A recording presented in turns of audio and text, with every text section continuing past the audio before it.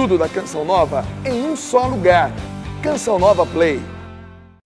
Eis que conceberás e darás à luz a um filho. O Senhor esteja convosco. Ele está no meio de nós. Proclamação do Evangelho de Jesus Cristo, segundo Lucas. Glória a vós, Senhor. No 6º mês, o anjo Gabriel foi enviado por Deus a uma cidade da Galileia chamada Nazaré, a uma virgem, prometida em casamento a um homem chamado José. Ele era descendente de Davi. E o nome da virgem era Maria. O anjo entrou onde ela estava e disse: Alegra-te, cheia de graça, o Senhor é contigo. Maria ficou perturbada com estas palavras e começou a pensar qual seria o significado da saudação. O anjo então disse-lhe: Não tenhas medo, Maria, porque encontraste graça diante de Deus. Eis que conceberás e darás à luz um filho, a quem porás o nome de Jesus. Ele será grande, será chamado Filho do Altíssimo, e o Senhor Deus lhe dará o trono de seu pai Davi. Ele reinará para sempre sobre os descendentes de Jacó, e o seu reino não terá fim. Maria perguntou ao anjo: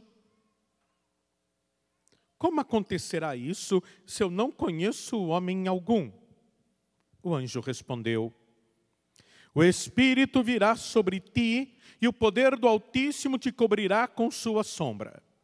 Por isso, o menino que vai nascer será chamado Santo, Filho de Deus. Também Isabel, tua parenta, concebeu um filho na sua velhice. Este já é o 6º mês daquela que era considerada estéril. Porque para Deus nada é impossível. Maria então disse: Eis aqui a serva do Senhor. Faça-se em mim segundo a tua palavra. E o anjo retirou-se. Palavra da salvação. Glória a vós, Senhor.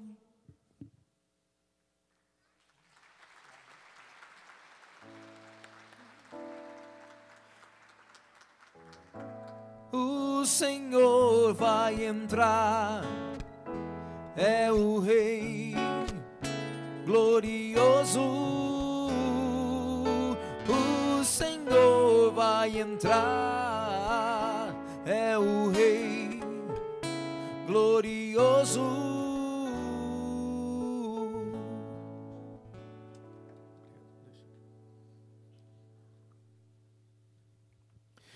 Meus irmãos, eu poderia dizer que o tema da nossa celebração de hoje é exatamente o que está escrito aqui no Evangelho, que para Deus não há nada impossível. Nós vemos na primeira leitura um caso de uma mulher estéril que dá à luz pelo poder de Deus. Na leitura do Evangelho nós temos uma mulher estéril que também dá à luz ao poder de Deus. E temos uma virgem, Maria, que também dá à luz pelo poder de Deus. A primeira leitura é tirada do profeta Isaías. Nós estamos aqui naquilo que nós chamamos de primeiro Isaías. O livro de Isaías ele é dividido em 3. Do capítulo 1 até o capítulo 40, nós temos o primeiro Isaías, o proto-Isaías. Do capítulo 41 até o 55, nós temos o Deutero-Isaías, o segundo Isaías. E do capítulo 56 até o último, que é o 66, nós temos o trito Isaías, ou terceiro Isaías. Esse livro do profeta Isaías, ele foi escrito dentro de um período chamado exílio da Babilônia. O exílio da Babilônia, ele aconteceu por volta do ano 787, alguns falam 789, porque tivemos o primeiro exílio e depois um segundo exílio. Mas do ano 789 até o ano, do ano 589 até o ano 538. Nesse período nós tivemos o exílio da Babilônia. Nabucodonosor entrou, pegou primeiro os poderosos, o exército, os ricos, os que mandavam na cidade e deportou para a Babilônia. Deixou ali o povo. Deixou ali também uma pessoa responsável para cuidar do povo. Mas essa pessoa que ele deixou para cuidar do povo, colocou o povo contra ele, contra Nabucodonosor. E então Nabucodonosor veio, pegou todo aquele povo numa segunda deportação e mandou para a Babilônia. Destruiu o templo de Jerusalém e trouxe para Jerusalém um povo pagão de uma terra chamada Cusi. Por que Deus permitiu que isso acontecesse? Porque o povo se distanciou de Deus. Porque o povo não colocava mais em prática a lei de Moisés. Porque o povo estava adorando os ídolos. E quando você adora os ídolos, é como uma prostituição, um adultério. É como a esposa que deixa o marido, ou o marido que deixa a esposa e vai atrás de outra. Você deixou Deus, que supostamente é seu marido, e você foi atrás de outro esposo, você foi atrás de Baal, que inclusive em português significa esposo, marido ou moscas, vamos dizer assim. Aqui Isaías escreve uma mensagem.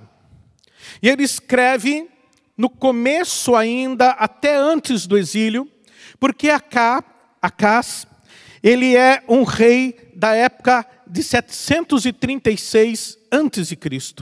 Como eu falei para vocês, o exílio aconteceu no ano 589. Aqui, Acás, ele é um rei de Judá. Para vocês terem ideia, a Terra Santa a gente divide no meio.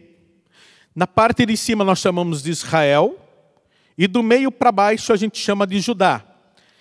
Do meio para cima, Israel é onde nós temos Nazaré, o Mar da Galileia, Caná da Galileia, Monte das Bem-aventuranças.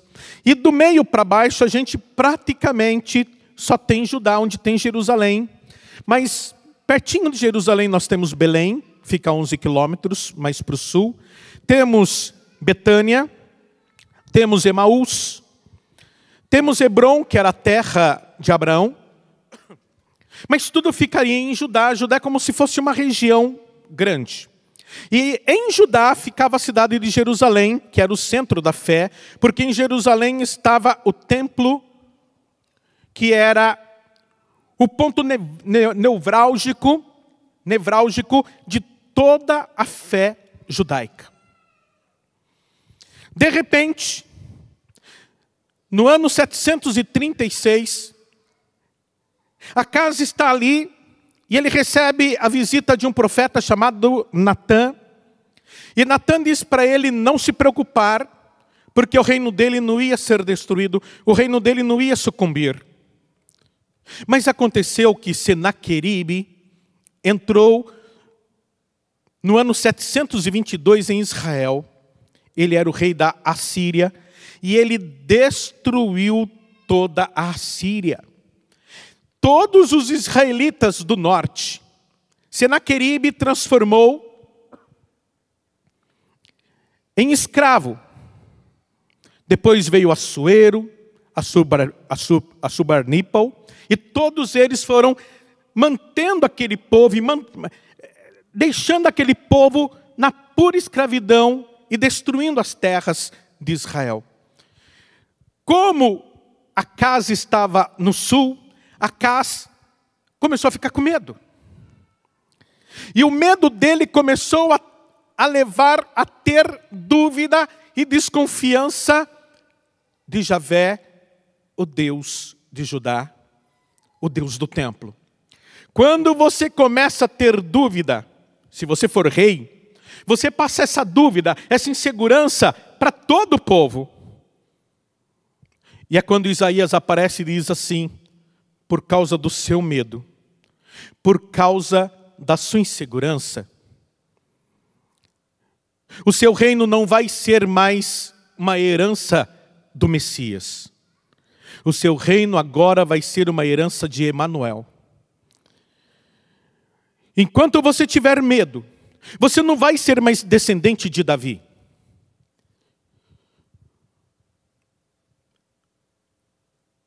Como estava escrito, como todo o povo esperava, que um descendente de Davi ia dirigir o reino. Ele seria o Messias. É da linhagem de Davi que é o Messias. Mas como Acaz estava com medo, estava desconfiando de Deus. Veja, Isaías ainda diz: Deus quer te dar um sinal para você crer. E essa palavra sinal em hebraico é ot, que não é um sinal mágico, mas é um sinal que vem da parte de Deus mesmo. É uma ação de Deus, não é uma magia, não é uma fantasia. Mas ele disse: não, eu não quero um sinal de Deus. Eu não vou tentar Deus.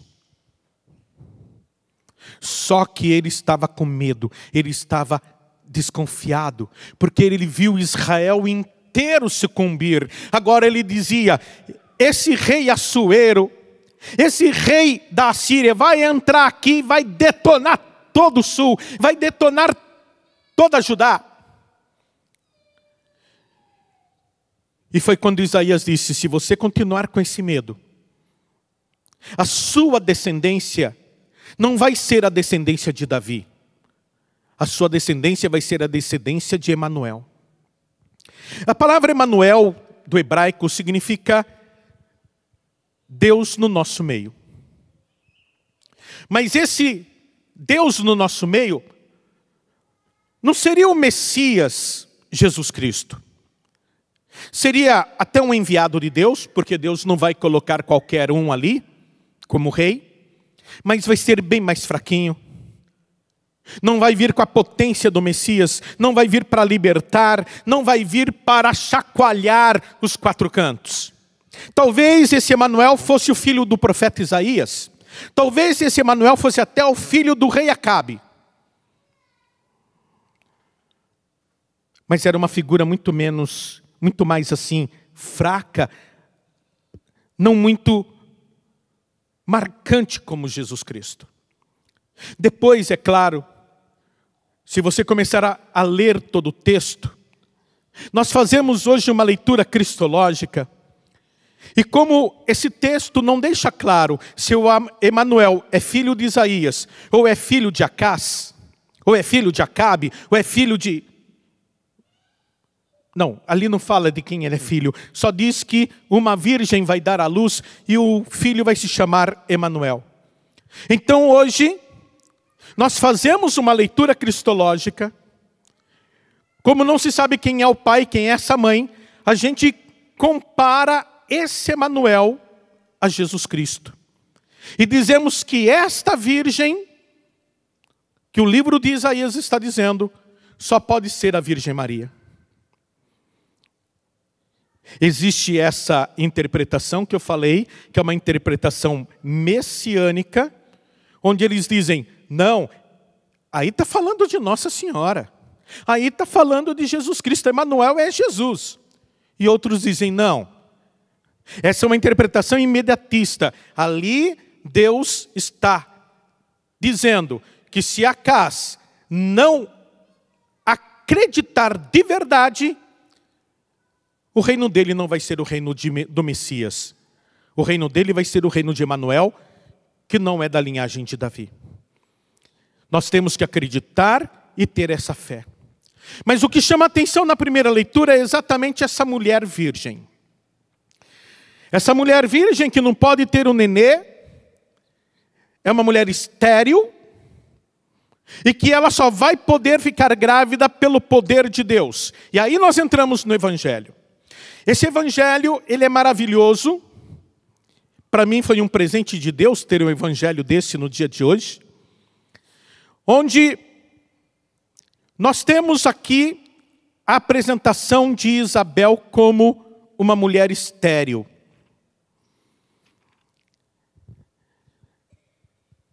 O anjo é enviado para Nazaré e ele vai conversar com Maria. Deus escolheu Maria para ser a mãe do Senhor, mas ela não era obrigada a ser a mãe do Senhor. Então Deus mandou Gabriel, tipo assim, vai lá e conversa com ela e pergunta para ela se ela aceita. Deus escolheu Maria e preparou Maria para ser a mãe do Senhor, mas não obrigou. E lá foi Gabriel. Gabriel foi como mensageiro para conversar com Maria. Claro que Deus conhece o presente, o passado e o futuro. Deus é onipresente, Deus é onisciente. Ele sabia o que estava para vir, mas ele queria escutar da boca de Maria. Os arcanjos, os querubins, os serafins, os anjos, estavam todos ali à espreita. Todos eles estavam como que numa grande multidão, tentando ouvir o que Maria ia dizer para Gabriel. E quando Gabriel chega, ele se aproxima daquela moça simples, muito simples, mas que desde o ventre da mãe foi feita rainha. E porque ela é simples e foi feita rainha, Gabriel, que é arcanjo, que é príncipe, Gabriel faz uma saudação de rainha. Quando Gabriel chega e diz, Haire que haritomene hokirios metasu. Haire, que nós falamos, Ave, colocamos o nome dela, Maria, Ave Maria. Essa palavra ave em grego, haire, alguns falam kaire, mas o certo é haire. É uma saudação que era feita para reis, imperadores, governadores. Não era qualquer um que a gente encontrava na rua e dizia ave. Nós dizíamos sim, ave César. Porque ele era o rei, porque ele era o imperador. Essa saudação é como, por exemplo, eu não posso chamar o Papa de senhor. Eu não posso chamar o Papa de você. Eu não posso chamar o Papa de excelência. Eu não posso chamar o Papa de eminência. Existe um pronome no português, e quando eu conversar com o Papa, eu só posso usar esse pronome. Vossa Santidade. Vossa Santidade, Sumo Pontífice. É só para o Papa que nós usamos isso. Eu não vou chegar num padre, até mesmo num bispo, e chamar de Vossa Santidade, porque ele vai achar que eu estou sendo irônico com ele. Não, Vossa Santidade é o Papa. É um pronome que a gente usa só para o Papa. Quando você usa a palavra ave, é um pronome que você usa só para o rei, só para o imperador. E aqui o príncipe do céu, Gabriel, se aproxima daquela mulher simples. Provavelmente ele faz uma reverência. E ele diz, Ave, Haire, Keharitomene. A palavra Keharitomene é um verbo. Se eu tivesse aqui uma lousa, eu pegaria que, separaria, de harito, é uma outra palavra que é o verbo, e a palavra mene, uma outra palavra. Harito significa aquele que está transbordando da graça. Está transbordando, não está cabendo nele. Não está transbordando simplesmente porque está caindo água aqui eu enchi o copo e o copo começa a transbordar. Não. Está transbordando porque existe uma fonte no interior e daquela fonte está vindo, brotando água, que acaba enchendo todo o copo. E daquela fonte transborda o copo e começa a escorrer. Talvez você dissesse, mas não é possível isso. Porque Maria não tem uma fonte. Maria não é fonte. A graça que vem para Maria, ela vem de Deus. Mas a palavra charito, ela vai dizer que não. É como se a fonte fosse, por exemplo, o coração de Maria. Vamos supor que do coração de Maria só começasse a sair água. E aí transborda aquele copo, que ela está dentro de um copo. Aquele copo transborda e começa a vazar a água pelo copo afora. Mas essa água não está vindo de fora. Essa água está brotando dela. Ela é a fonte. A palavra charito, cheia de graça, é um verbo que está no perfeito. Por isso que tem esse que antes, que, charito. Esse que mostra que é um perfeito.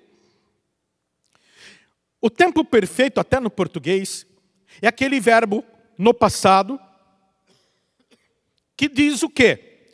Que a ação está completa. Ela começou e terminou de forma perfeita. É isso que é o verbo perfeito. Significa que a ação começou e terminou de uma forma perfeita. Só que ele não é só um verbo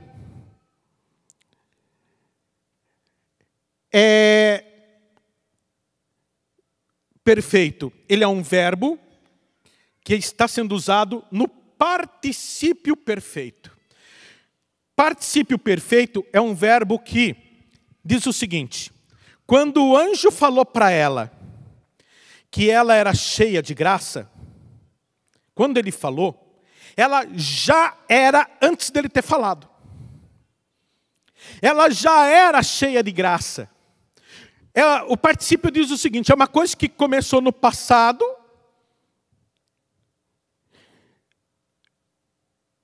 se tornou completo nela, ainda não parou, ainda não acabou. E quando o anjo falou, ela já era cheia, ela já era transbordante.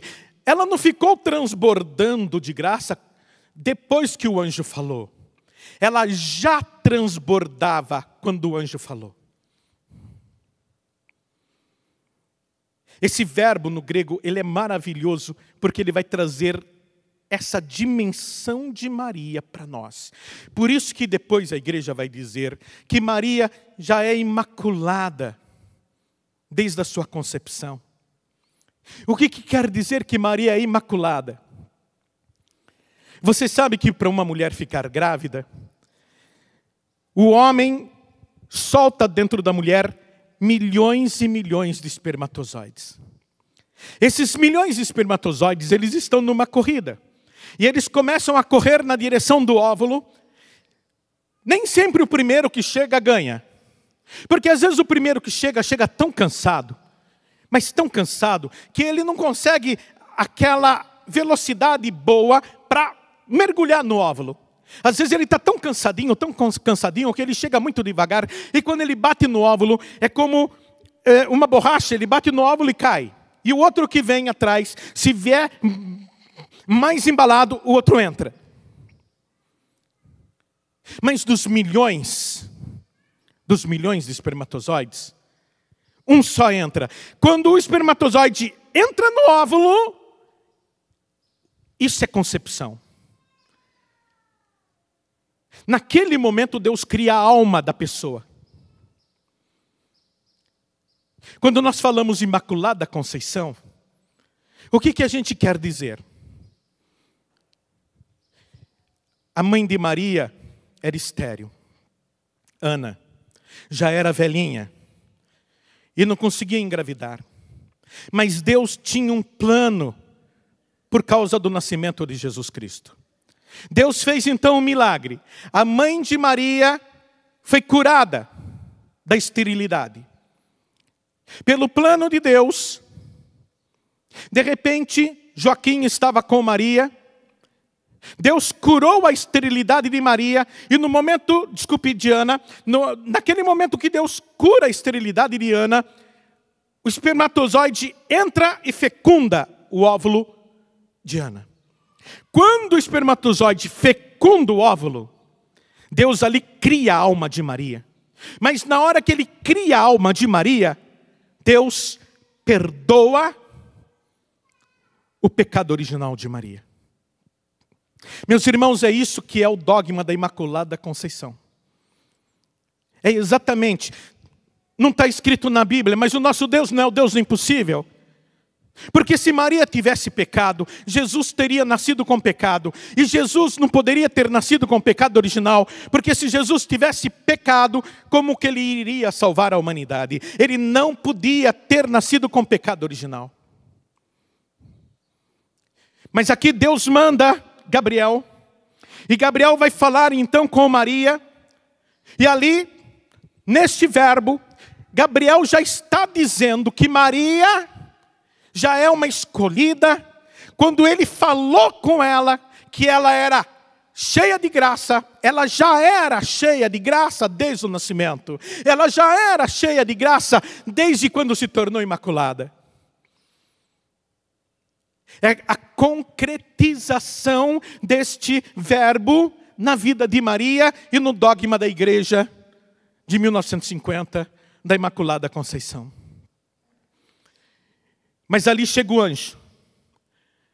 É engraçado que para José o anjo não aparece. O anjo vai aparecer para José apenas em sonho. Mas para Maria, Gabriel aparece. E quando Gabriel aparece como uma bola de luz, Maria poderia ter se ajoelhado. Maria talvez não tivesse olhado no rosto dele. Mas Gabriel se abaixa e diz: Haire, ave, cheia de graça, Javé está contigo. Quando o anjo falou isso, o diabo levantou as duas orelhas e ficou com o chifre em pé. Mas o que está acontecendo aqui? E o anjo disse para Maria que ela teria um filho e que esse filho se chamaria Jesus Cristo. Olha que interessante o que diz a Bíblia. No Evangelho, está escrito, deixa eu ver se eu acho aqui rapidinho. Eis que conceberás e darás à luz um filho, a quem porás o nome de Jesus. A palavra Jesus é grega, em hebraico nós temos Yeshua. O que significa Yeshua? Ou Yeshua, como alguns falam. Significa Javé salva. Mas olha o que diz aqui o Evangelho. A quem porás o nome de Jesus? O que significa Jesus? Ele será grande. Será chamado Filho do Altíssimo. Javé, teu Deus, lhe dará o trono do seu pai Davi. Ele reinará para sempre sobre os descendentes de Jacó, e o seu reino não terá fim. Tudo isso que eu falei é como se fosse o significado da palavra Yeshua. Não só Javé salva, mas é tudo isso que eu falei. Tudo isso que eu falei não é um ser humano qualquer. Nós temos aí alguns muçulmanos, até o Alcorão, acredita que Jesus é o Messias. Mas ele é o Messias, mas não é Deus. Para os judeus, Jesus nem Messias é. Jesus é um homem muito sábio, muito inteligente, mas não é o Messias. Nós temos algumas pessoas que dizem que Jesus nem Deus é. Se você pegar, por exemplo, os testemunhas de Jeová, os espíritas, para eles Jesus nem Deus é. Se vocês pegarem os messiânicos, os sionitas, alguns sabatistas, eles vão dizer, não, Jesus não é o Messias. Outros vão dizer, Jesus, além de ser o Messias, Ele é Deus. E quando você escuta aqui o anjo Gabriel falar de Jesus, Ele será grande. Bem, isso qualquer imperador pode ser. Será chamado Filho do Altíssimo. Bem, aqui, tudo bem que os faraós achavam que eles eram deuses. Os imperadores de Roma também achavam que eles eram deuses, mas aqui é Gabriel que está falando. Não é Jesus que está se sentindo. Javé, teu Deus, lhe dará o trono de seu pai Davi. É no filho de Maria que a promessa vai se cumprir. Ele reinará, não é por 5 anos, não é por 10 anos. Ele reinará para sempre. Se ele reinará para sempre, se ele é filho do Altíssimo, Gabriel está dizendo que Jesus é Deus. Sobre os descendentes de Jacó ele reinará para sempre, e o seu reino não terá fim. Aí Maria, com a simplicidade dela, ela vai fazer uma pergunta para o anjo. Como que eu vou ficar grávida se eu não tive relação sexual com nenhum homem? Não é dessa forma que está escrito no Evangelho. No Evangelho aqui está escrito, como acontecerá isso se eu não conheço homem algum? Mas esse verbo conheço, em grego, é no sentido de, como que eu vou ficar grávida se eu não fiz sexo com nenhum homem? Mais uma vez Maria está dizendo que ela é virgem. E olha a resposta do anjo. O Espírito virá sobre ti. Esta frase ela é fenomenal. Porque no Antigo Testamento, eles estavam levando a Arca da Aliança dentro de uma tenda.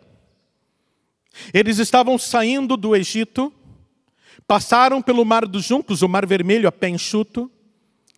No Mar Vermelho, o faraó, seus cavalos e cavaleiros morreram afogados.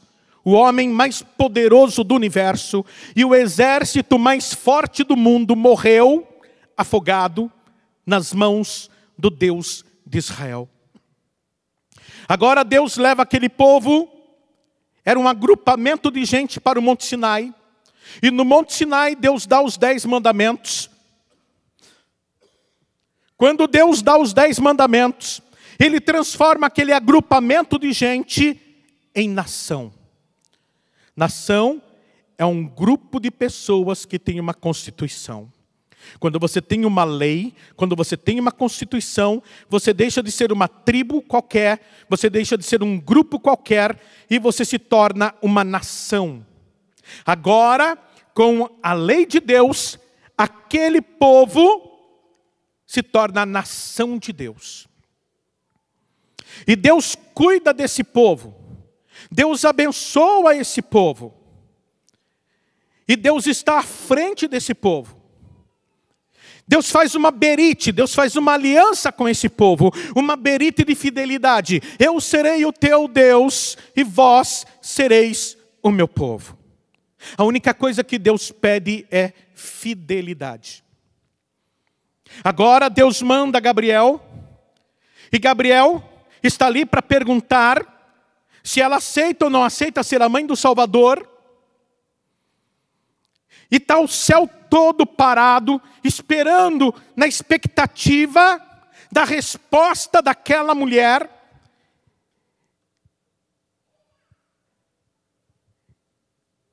E o anjo está dizendo que Maria e a Arca da Aliança é a mesma coisa. Porque a arca ia caminhando, depois que o povo saiu do Monte Sinai, estava indo em direção à Terra Prometida, e eles levaram muitos anos para atravessar até chegar à Terra Prometida. Era uma tenda, eles paravam, E quando Deus queria falar com o povo, uma nuvem do céu descia em cima da tenda aonde estava a Arca da Aliança. Quando essa nuvem aparecia e ela descia sobre a tenda, havia manifestação de Deus ali. E isso passou a se chamar Shekinah. Shekinah, em hebraico, significa a manifestação de Deus ali, na tenda, em cima da tenda, em cima da Arca da Aliança. Era quando Deus se manifestava para falar com o teu povo. Agora preste atenção no que o anjo fala para Maria. O Espírito virá sobre ti, e o poder do Altíssimo te cobrirá com sua sombra. Isso significa que Maria se torna a arca da verdadeira aliança. Na Arca da Aliança se guardava 2 tábuas de pedra, onde Deus escreveu os 10 mandamentos com o dedo dele. Tinha um pouquinho do maná que Deus mandava do céu para aquele povo comer. E tinha aquela vara que estava na mão de Moisés, que ele tocou no mar dos juncos, no mar vermelho, e o mar vermelho se abriu para o povo atravessar, e depois ele tocou de novo, e o mar fechou, e o faraó com seus cavalos e cavaleiros morreram afogados. Essas 3 coisas estavam dentro da arca. Ali, na tampa da arca, tinha 2 querubins de ouro, e a Bíblia diz que de cima da tampa, do meio das 2 imagens de ouro, Deus deu todos os mandamentos para o povo de Israel. Nós conhecemos os 10 mandamentos, mas o povo de Israel tem 613 mitzvot, 613 leis. E todas as leis foram dadas para o povo do meio dos 2 querubins de ouro que estão na Arca da Aliança. Por isso que acontecia a Shekinah, aquela nuvem que descia sobre aquela tenda, e a glória de Deus tomava conta de tudo. Agora está Maria. O que está dentro de Maria? Dentro de Maria está o útero dela, preparado por Deus, porque Maria foi preparada desde o nascimento. Lembra que eu falei da Imaculada Conceição? Maria não sabia o que estava para acontecer com ela, mas a sombra do Altíssimo, Altíssimo em hebraico El Shaddai, a sombra de El Shaddai desceu sobre Maria pelo Espírito Santo, e Maria ficou completamente transbordante, completamente repleta do poder da caris de Deus, e engravidou. Deus engravidou uma simples mulher chamada Maria. Engravidou por amor a nós. Por mais que isso cheire mitologia grega, para nós foi realidade. Porque o nosso Deus não é um Deus da mitologia grega. O nosso Deus é um Deus real. O nosso Deus é um Deus verdadeiro. O nosso Deus é o Deus do impossível.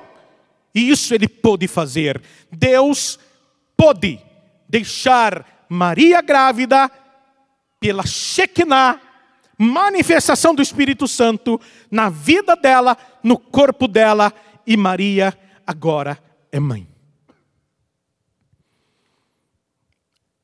Maria agora é mãe. Mas o anjo continua. O menino que vai nascer será chamado Santo Filho de Deus. Mais uma vez Gabriel está falando que o filho que vai nascer dela é Deus. Depois ele diz: Isabel, tua parenta, concebeu, ou seja, está grávida, na velhice. E já é o 6º mês que ela, aquela que era considerada estéril, engravidou. E eu quero agora, antes de terminar, fazer um paralelo de Maria com Isabel. Eu já falei que Ana, a mãe de Maria, era estéril. E Deus curou a esterilidade de Ana. E ela ficou grávida de Maria. Agora nós temos Isabel e nós temos Maria. Isabel era como Ana. Isabel também era estéril. A Bíblia não fala que Maria era estéril. A Bíblia fala que Maria era virgem. Mas não diz que ela era estéril. Ana deveria ter mais ou menos uns 60 anos. Não podia engravidar. Deus toca em Isabel e ela engravida do marido, Zacarias. Por que o anjo falou? Já é o 6º mês que ela está grávida. Maria então pensou, daqui a 3 meses, nasce o meu primo. E Isabel, tão velhinha, eu vou até a casa de Isabel e vou ajudar no parto. Então Maria foi para a casa de Isabel. Eu estive lá esse ano, um lugarejo de Belém chamado Encarem. E ali, quando Maria estava completando 3 meses de gravidez, João Batista nasce. E João Batista nasceu perfeito. Isabel não morreu, porque era plano de Deus que João Batista nascesse primeiro para preparar o caminho do Senhor. E sabe por que Isabel não morreu? Sabe por que ela não teve hemorragia? Sabe por que deu tudo certo? Sabe por que foi perfeito o parto de João Batista? Porque quem foi a parteira foi Maria. João Batista nasceu pelas mãos de Nossa Senhora. E assim que nasceu, Maria voltou para casa. Isabel estava forte e podia dar mamar e cuidar de João Batista. Depois de tudo isso, meus irmãos, qual foi a resposta de Maria? Bem, Maria tinha que dizer sim ou não. E depois de tudo isso que ela escutou, depois de tudo isso que ela conversou com o anjo, ela deu uma resposta maravilhosa, ela deu uma resposta super criativa. Eis aqui a escrava de Javé, faça-se em mim segundo a vossa palavra. E quando Maria deu essa resposta, esse sim, os anjos se abraçaram, os anjos, arcanjos e querubins se abraçaram, e foi uma grande festa no céu, uma grande alegria, uma grande festa de salvação. Porque a Bíblia diz que quando um pecador se arrepende, há uma festa no céu. Agora, com o sim de Maria, o céu estava em festa, numa grande festa, porque agora, através do sim de Maria, toda a humanidade poderia ser salva. E foi. Quando Maria disse, eis aqui a escrava de Javé, faça-se em mim segundo a vossa palavra, houve um terremoto no inferno, porque a partir daquele momento, o diabo entendeu, fui derrotado. Eu fui derrotado. Perdi a batalha. Meus irmãos, quando nós rezamos, Ave Maria, cheia de graça, o diabo não fica perto, porque ele lembra daquele dia que o Gabriel falou isso para Maria. Ele lembra daquele dia que o inferno estremeceu. Ele lembra daquele dia que a condenação eterna, que a derrota eterna dele foi assinada pelo sim de Maria. E ele não suporta esta mulher, ele não fica perto desta mulher. Uma das armas poderosas que Deus nos deu, através do anjo Gabriel, para vencermos a tentação, para vencermos o diabo, é a oração da Ave Maria. Guarda isso no seu coração, não se esqueça disso. Quando você estiver na pior, quando você estiver com vontade de usar maconha, quando você estiver com vontade de beber e encher a cara, quando você estiver com vontade de trair sua esposa, quando você estiver com vontade de roubar, de enganar, de mentir, de ludibriar, diga, Ave Maria, cheia de graça, o Senhor é convosco, que o diabo sai de perto.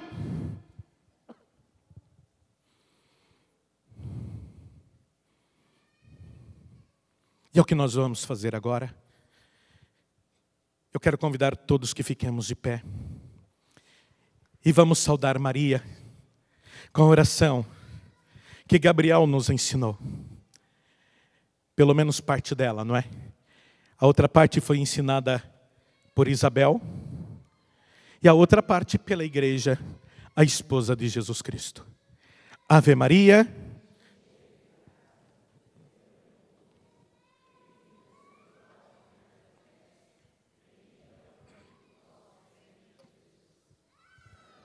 Ofertório?